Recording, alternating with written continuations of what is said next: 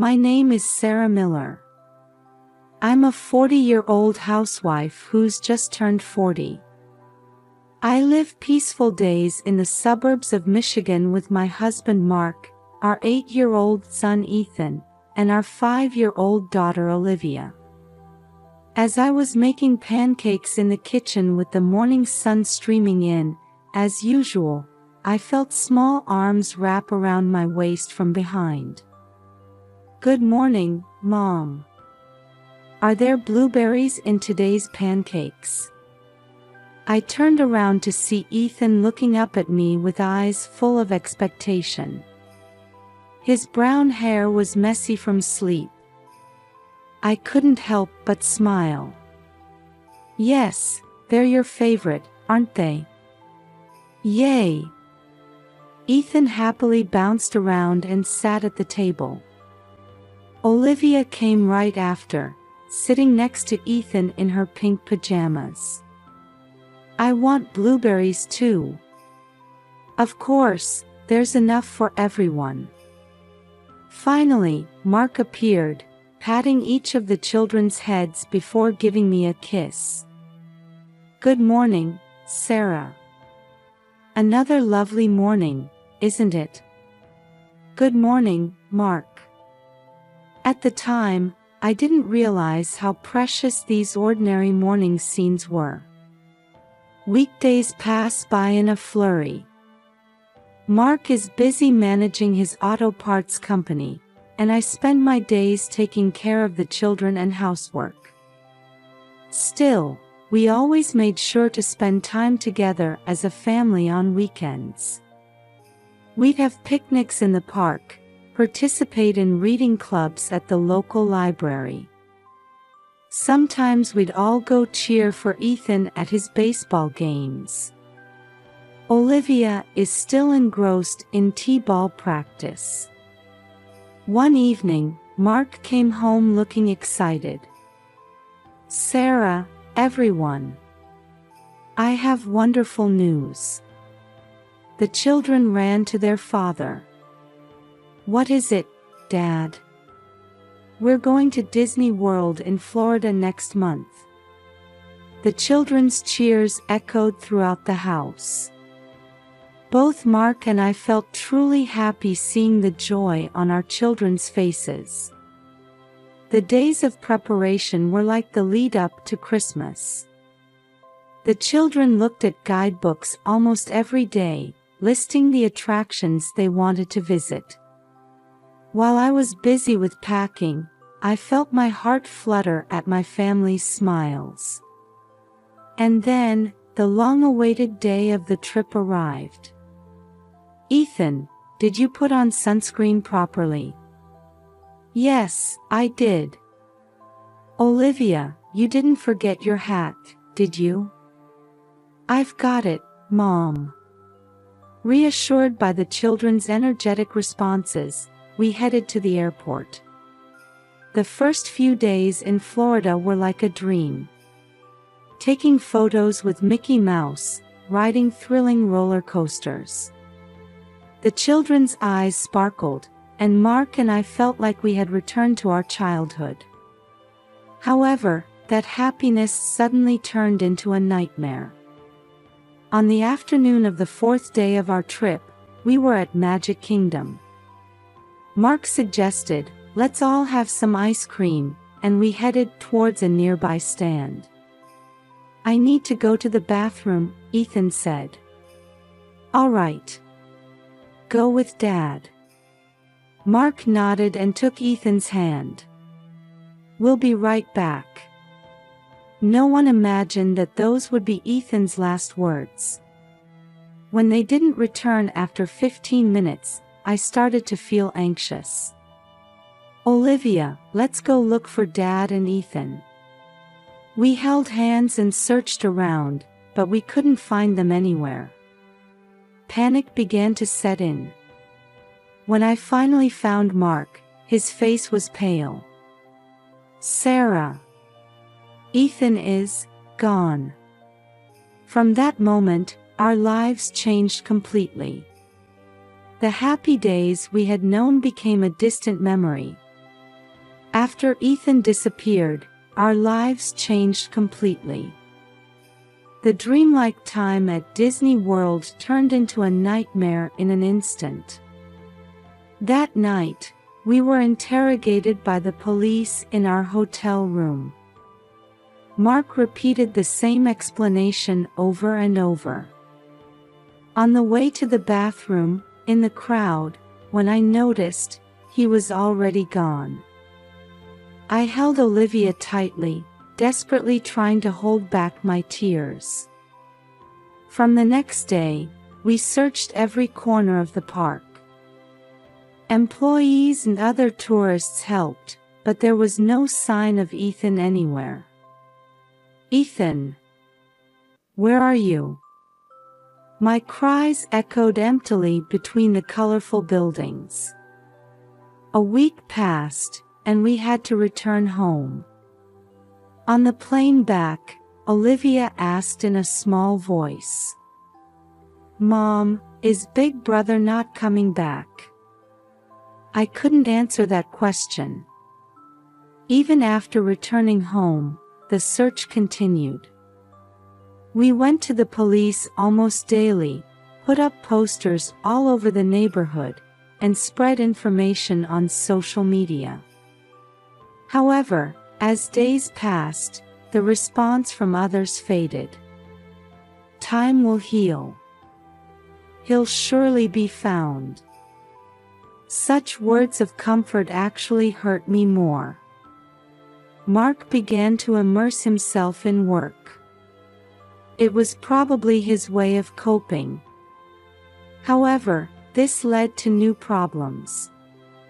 One night, Mark came home late and said with a sigh, "Sarah, something unbelievable happened at work." What happened? James suddenly bought an expensive foreign car. And in cash. I gasped. I knew about James's promotion, but I didn't think he had that kind of money to spare. And, Mark continued, James has been acting strange lately. It's like he's hiding something. This information added new fuel to my suspicions. The next day, I called Emily and invited her for tea. When we met at the cafe, my sister seemed somewhat uneasy. "Emily, how have you been lately?" "Huh? Oh, fine. Normal." During our conversation, I casually brought up the topic of children. "By the way, do you and James plan to have children?" Emily's expression clouded for a moment. "Well, we've been trying, but it hasn't happened yet." At that moment, Emily's phone rang. She hurriedly answered and left the table. When she returned, her face was pale. "Sorry, Sarah. Something urgent came up. We'll catch up another time." Emily hurried away. As I watched her leave, I felt my suspicions growing in my chest. That night, I confided everything to Mark. Olivia's words, my investigation, and my suspicions about Emily and James. At first, Mark couldn't believe it. "Sarah, what are you saying?" "Emily took Ethan." "That's ridiculous." But as I explained each piece of information I had gathered, his expression began to change. Indeed, there are too many strange points. The next day, Mark secretly observed James's behavior at work. In the evening, he came home with a surprised look. "Sarah, James was making a suspicious phone call. Talking about that child." At that moment, the TV news caught our attention. Tonight's top story: A large-scale illegal adoption ring operating across state lines has been busted. This organization, which allegedly arranged children for wealthy and fertile couples. Mark and I looked at each other. Everything was starting to connect. To confirm the truth, we made a bold plan. We decided to sneak into Emily and James's house on a day when they would be out. "Are you sure about this?" Mark asked anxiously. "We have no other choice. It's for Ethan." On the chosen day, we nervously headed to Emily's house. Fortunately, the neighborhood was quiet and deserted. Mark took the role of lookout, and I sneaked in through the back door. The house was eerily quiet.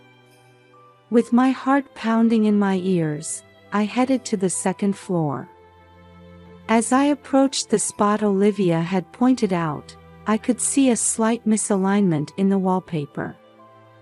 With trembling hands, I pushed on the wall, and to my surprise, it opened.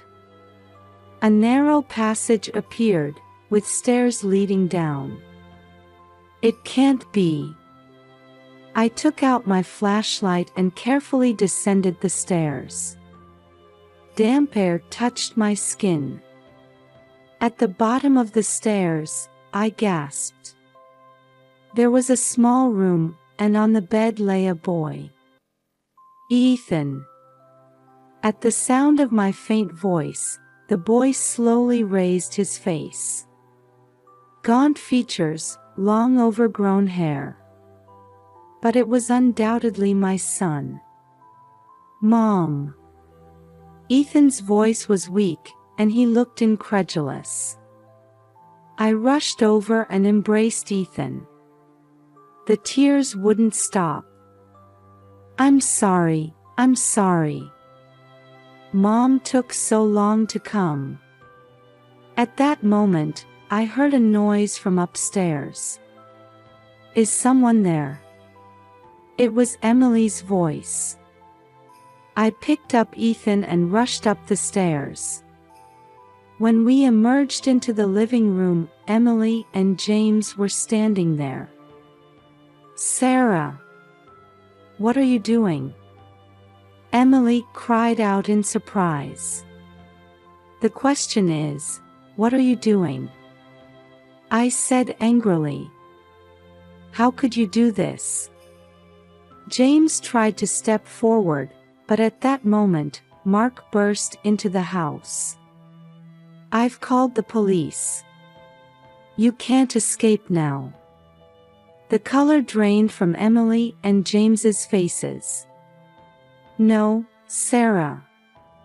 Let me explain," Emily said, looking on the verge of tears. But by then, the sound of police sirens could already be heard. A few minutes later, police officers entered the house. Emily and James were arrested, and Ethan was taken to the hospital by ambulance. I held Ethan's hand tightly as I rode in the ambulance with him. "It's okay now, you're safe." Ethan smiled weakly. The long nightmare had finally come to an end. In the ambulance, I held Ethan's emaciated hand tightly. His face was pale, with dark circles under his eyes. What had he experienced during this past year? Upon arriving at the hospital, doctors immediately began examining Ethan. Mark and I spent anxious hours in the waiting room. Several hours later, the attending physician came to us. "Don't worry, his life is not in danger. However, we've observed malnutrition and mild dehydration due to long-term confinement." We let out a sigh of relief. "Can we see our son?" Mark asked. "Yes, please do." When we entered the hospital room, Ethan was lying small in the bed. When he saw us, tears welled up in his eyes. "Mom! Dad!" We rushed over and gently embraced Ethan. "It's okay now. We'll always be by your side." That night, Ethan slowly began to talk about his experience.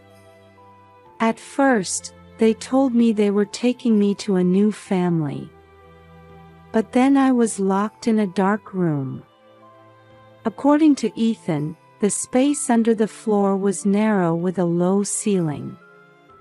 There was a simple toilet, and Emily brought meals twice a day.